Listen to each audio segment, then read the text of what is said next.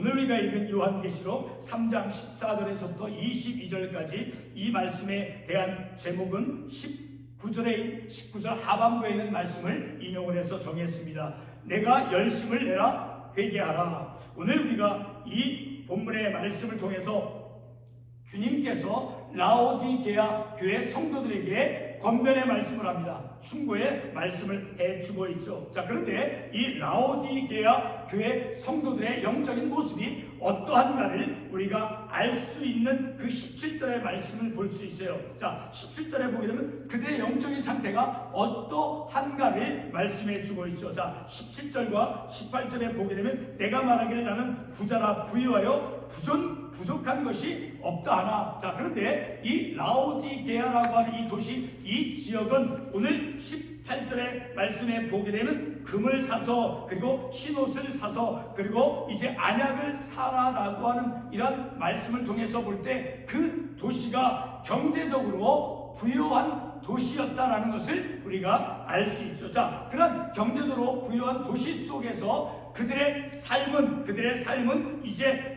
경제적으로 풍요하고 부자라 자처하지만 그러나 그들의 믿음의 영적인 삶에 대해서는 그들의 오늘 본문의 말씀 앞부분에 보게 되면 같은 요한계시록 3장 11절에 보게 되면 내가 속히 오리니 내가 가진 것을 굳게 잡아 아무도 내 멸류관을 빼앗지 못하게 하라. 자, 주님이 다시 오신 그 재림의 주님을 말씀하고 있죠. 다시 말해서 이 라오디게아 교회 성도들은 그 주님의 다시 재림의 그 어떤 신앙이 없이 그저 현실의 경제적인 삶의 부여 속에서 부자로 사는 것을 사랑하며 삶을 살아가고 있다는 것. 그러나 실제로 그들의 모습은 이제 곤고하고 가련하고 가난하고 그리고 눈벗고 벌거벗은 그런 수치스러운 영적인 상태로서 삶을 살아갔다는 것을 우리가 이 말씀을 통해서 알죠. 자, 그런 그들을 우리 주님께서는 결코 그들을 미워하거나, 자, 오늘 말씀에 보게 되면 18, 19절에서 물은 내가 사랑하는 자를, 자, 그들을 정말로 사랑하는 주님의 마음이 있었다는 것을 알 수 있어요.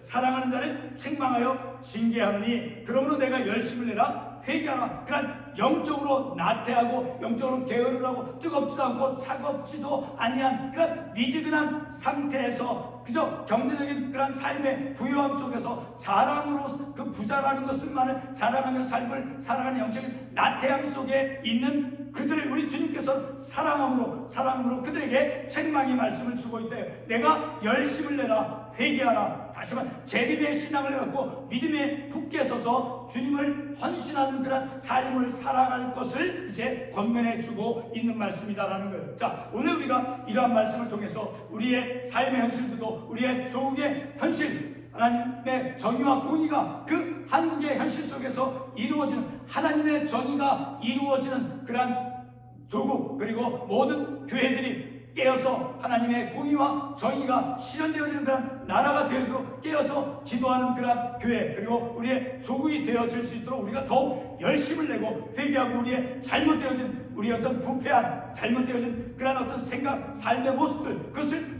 회개하고 열심을 내서 하나님께 간구하는 우리의 삶이 되어야 된다라는 것을 우리가 말씀을 통해서 깨닫기를 원합니다. 오늘 우리가 읽은 본문의 말씀 특별히 15절 말씀에서 보게 되면 주님께서는 라오디게아 교회 성도들에게 말씀하고 있죠. 차갑든지 뜨겁든지를 머뭇거리지 말고 결단할 것을 촉구하는 그런 말씀을 하고 있죠. 자, 이어서 16절에서도 보게 되면 차갑지도 않고 그리고 뜨겁지도 않아서 만약에 미지근하다라고 하면 어떻게 행하겠다고 주님께서 말씀하십니까? 내 입에서 너를 토하여 버리라라고 말씀하고 있으니까 믿음의 결단을 열심을 내고 회개할 것을 재림의 신앙을 가지고 믿음 위에 굳게 서서 믿음의 삶을 살아갈 것을 결단하라라고 우리 주님께서 라오디게아 교회 성도들에게 말씀해 주고 있는 것입니다. 자, 이와 같은 15절 16절의 말씀은 바로 라오디게아 교회 성도들이 마음을 다해서 주님을 섬기지 않는 것에 대한 책망의 말씀이며 그들에게 영적인 결단을 요구하고 있는 그러한 말씀인 것입니다. 16절에서 언급되어진 그 말씀 가운데 우리가 특별히 이제 주목해야 될 부분 미지근하여라고 하는 그 말씀이 있죠. 자, 그 미지근하여라고 하는 그 말씀의 의미를 우리가 어떻게 해석해야 하겠습니까? 그 말씀을 우린 열왕기상 18장에 나오는 바로 갈멜산에서 그 갈멜산 전투에 임하는 이스라엘 백성들의 모습을 통해서 우리는 이해할 수 있습니다. 열왕기상 18장 21절 말씀에 보게 되면 엘리야 선지자가 갈멜산 전투에서 이스라엘 백성들에게 다음과 같이 말씀합니다. 엘리야가 모든 백성에게 가까이 나아가 이르되 너희가 어느 때까지 둘 사이에서 머뭇머뭇하려느냐? 여호와가 만일 하나님이면 그를 따르고 바알이 만일 하나님이면 그를 따를지니라 하니 백성이 말 한마디도 대답하지 아니하니라. 여기서 엘리야 선지자가 그 이스라엘 백성들에게 갈멜산 그 전투에서 바알 숭배, 아세라를 숭배하는 그런 우상 숭배들과 대결에 앞선 그 이스라엘 백성들에게 결단을 요구하고 있죠. 하나님 편인지 아세라, 바알신 섬기는 그런 사람인가를 결단하라 라고 촉구하고 있는 것이죠. 바로 그런 현실 속에서 이스라엘 백성들이 하려느냐 머뭇머뭇거리고 있다는 바로 이러한 말씀이 오늘 본문의 말씀에는 뜨겁지도 아니하고 차갑지도 아니한 그런 미지근한 머뭇머뭇거리는 그런 영적인 상태를 우리가 이 말씀을 통해서 알 수 있게 되어지죠.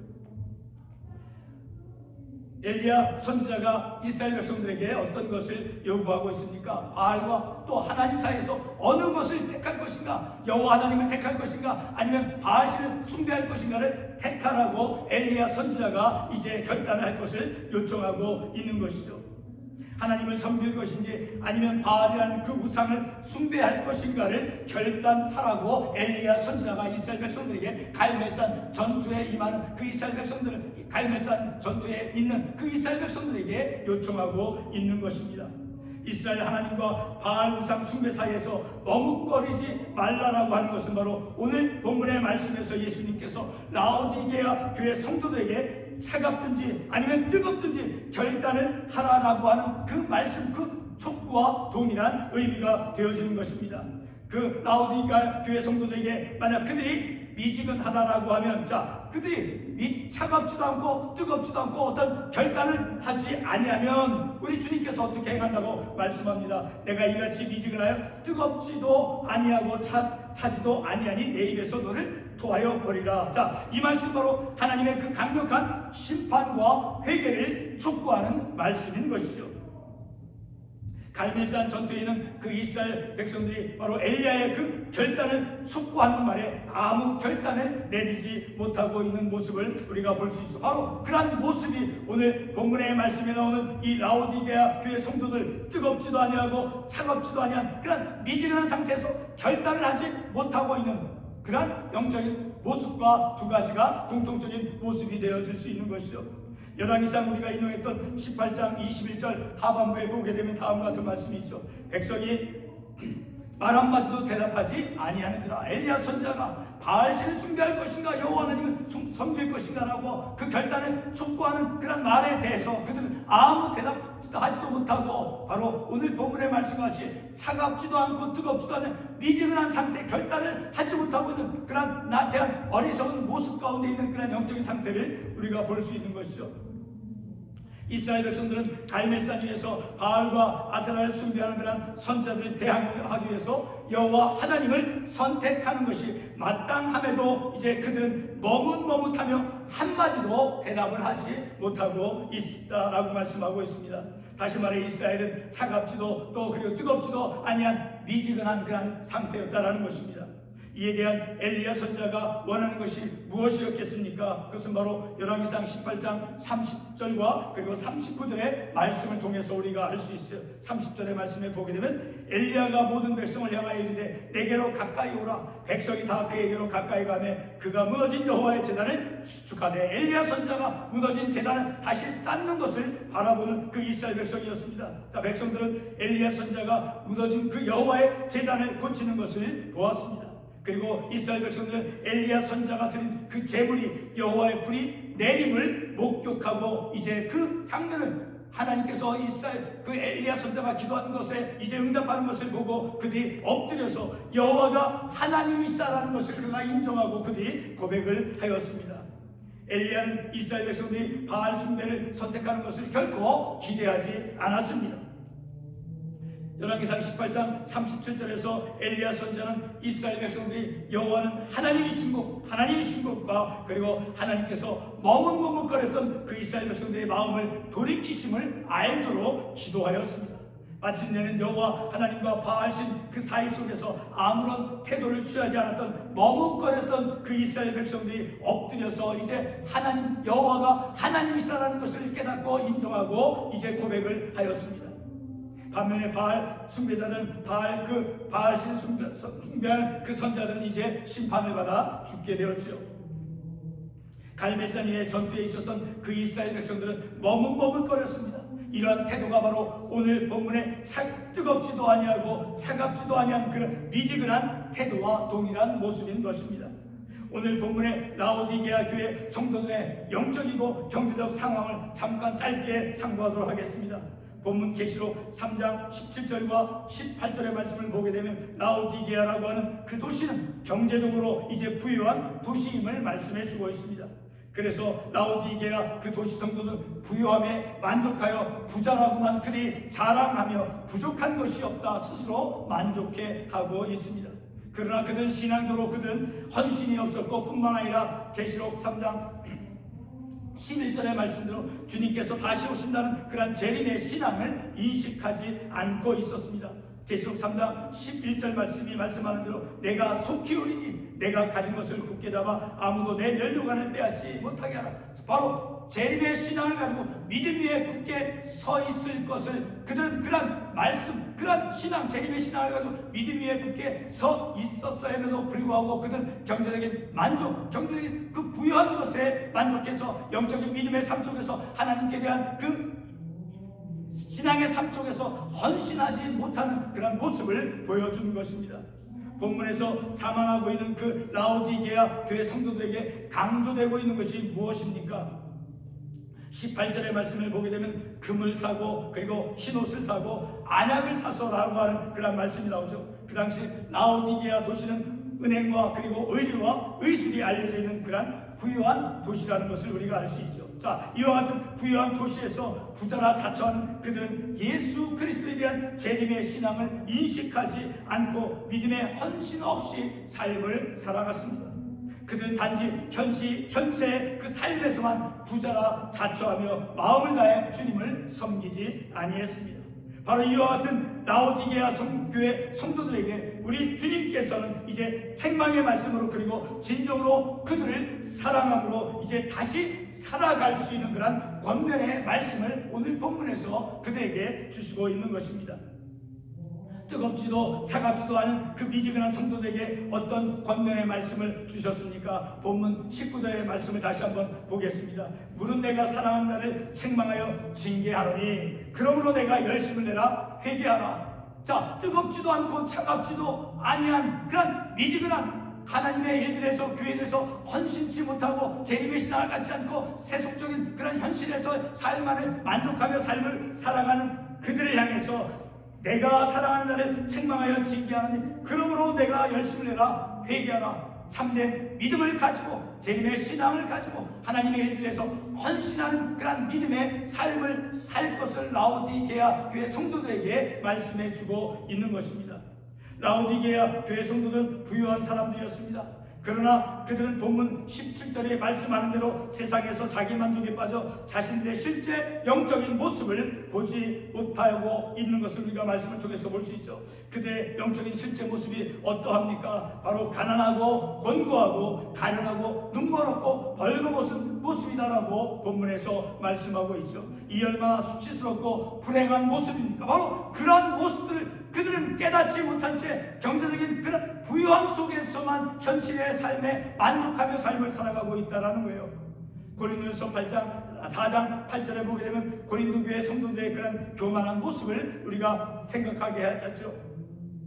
고린도전서 4장 8절에 보게 되면 너희가 이미 배부르며 이미 풍성하며 우리 없이도 완이 되었도다. 이 고린도 교회의 교만한 모습들 바로 하나님께로부터 받은 그 구원이 하나님께서 주신 그런 선물임에도 불구하고 그는 선물로 구원의 선물 받았음에도 그것을 깨닫지 못하고 자신들은 이미 구원의 정상 지점에 도달했다고 자만하면서 삶을 살아가는 그런 고린도 교인들의 자만한 그런 모습과 동일한 모습을 따라하는 것을 우리가 알 수 있죠.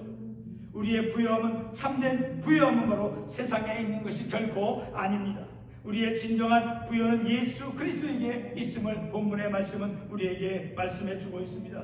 세상에 있는 금과 또 옷을 사서 입어도 벌거벗은 그 수치스러움을 가릴 수 없다라고 본문의 말씀이 말씀하고 있습니다. 그러면 어떻게 하며 삶을 살아가야 한다는 것입니까? 20절 말씀을 읽겠습니다. 본문 20절 말씀. 내가 문 밖에 서서 두드리노니 누구든지 내 음성을 듣고 문을 열면 내가 그에게로 들어가 그와 더불어 먹고 그는 나와 더불어 먹으리라. 자, 이 말씀을 통해서 보면 주님께서 문 밖에서 우리의 심령의 문을 두드리고 있다는 거예요. 그 심령의 문을 두드리고 있는 그 주님의 음성을 듣고 마음의 문을 열고 그리고 주님의 말씀을 듣고 그 주님의 말씀대로 뜻대로 믿음의 삶을 살아가는 것이 바로 열심을 내고 삶을 살아가는 것. 그러한 열심을 내는 삶 가운데서 우리의 잘못되어진 그런 생각들, 태도들 그것을 회개하며 삶을 살아가는 것이 열심을 내고 회개하며 바로 주님의 그 재림의 신앙 속에서 우리의 바른 성경적인 믿음의 모습이 될 수 있는 것입니다.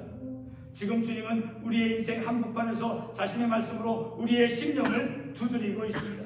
그때 우리는 주님의 그 음성을 듣고 말씀을 통해서 기록되어진 말씀을 통해서 우리에게 우리의 심령의 문을 두드리고 말씀하고 있습니다. 그 말씀을 기록된 말씀을 통해서 우리에게 말씀하신 그 주님의 말씀을 우리가 들을 수 있어야 한다는 것. 그 말씀을 듣고 그리고 그 주님과 함께하는 믿음의 삶을 살아가는 것이 열심을 내고 회개하는 그런 삶이 되어진다는 것을 우리가 말씀을 통해서 알 수 있는 것입니다. 세상의 부유함을 찾으며 삶을 살았던 그런 내 삶을 회개하는 것입니다. 세상의 금 그리고 세상에 있는 옷, 세상에 있는 그 어떤 안약, 그것은 우리의 삶의 수치를 가릴 수 없다는 것을 본문 18절에서 말씀해 주고 있습니다. 차갑든지 뜨겁든지 우리는 믿음의 결단을 해야 하는 것입니다. 그러나 만약 우리가 미지근하다라고 하면 주님은 그것을 토해내겠다라고 말씀하고 있습니다. 오늘 우리가 이 본문의 말씀을 통해서 우리 주님께서 우리에게 말씀하시는 것이 무엇입니까? 그것은 바로 열심을 내라, 열심을 내고 회개하라, 열심을 내고 회개하는 삶. 다시 말해 주님의 음성, 주님께서 우리의 심령의 문을 두드리면서 우리에게 말씀하십니다. 그 말씀을 듣고 그 말씀대로 믿음의 순종의 삶을 살아가고 우리의 어떤 나태해진 그런 잘못되어진 그런 신앙의 삶에 대해서 회개하고 열심을 내고 회개하는 그런 삶을 살아가는 것이, 그런 것을 살아갈 것을 결단할 것을 우리 주님께서는 요청하고 있다는 것을 우리가 말씀을 통해서 깨달을 수 있는 것입니다. 우리의 조국의 현실, 그 조국의 현실이 어떠합니까? 바로 우리의 기도, 우리가 기도할 때라는 것을 우리에게 말씀해 주고 있습니다. 지금 우리의 조국의 현실을 위해서 우리의 개인의 삶만이 아니라 우리의 자녀들만이 아니라 나라와 민족, 교회를 위해서 우리가 특별히 하나님의 정의와 하나님의 공의가 다스린 우리의 조국 대한민국이 되어질 수 있도록 우리는 열심을 내고 회개하며 기도의 삶을 살아가야 될 것입니다. 기도하겠습니다.